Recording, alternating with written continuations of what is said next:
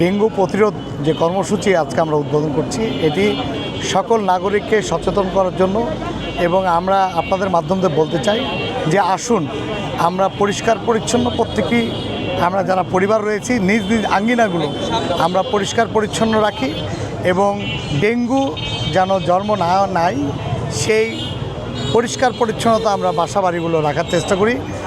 বাসাবাড়ির সামনে কিংবা বাসাবাড়ির কোনো জায়গায় জলাবদ্ধতা আমরা যেন না রাখি, যেখান থেকে ডেঙ্গুর সৃষ্টি হয় সেই পরিবেশ যেন আমরা কোনো আঙ্গিনায় না রাখি।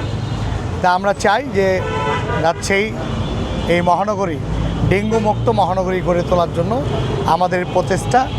আর ইনশাল্লাহ আগামী কালকের পরেই রাজশাহী শহরে আমরা আবার 2 সপ্তাহব্যাপী এই যেই মশা নিধনের কার্যক্রম আমরা শুরু করব। বর্ষার আগে 2 সপ্তাহ চলবে, তারপরে বর্ষার পরে ইনশাল্লাহ রাজশাহী শহরে প্রত্যেকটি এলাকায় শিক্ষা প্রতিষ্ঠান সহ সব জায়গায় আমরা মশা নিধনের জন্য আমরা কার্যক্রম শুরু করব।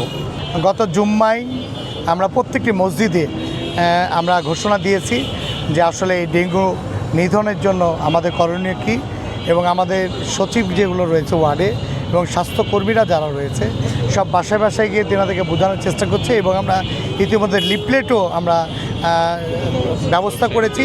সেটি আগামী কালকের পর থেকে তারপর থেকে সবাই আরও পাবে। আমাদের এই ডেঙ্গু প্রতিরোধ করার জন্য এবং ডেঙ্গু আমাদের নিধন করার জন্য যা করণীয় দরকার আমরা সেই উদ্যোগগুলো সিটি কর্পোরেশন থেকে নেব।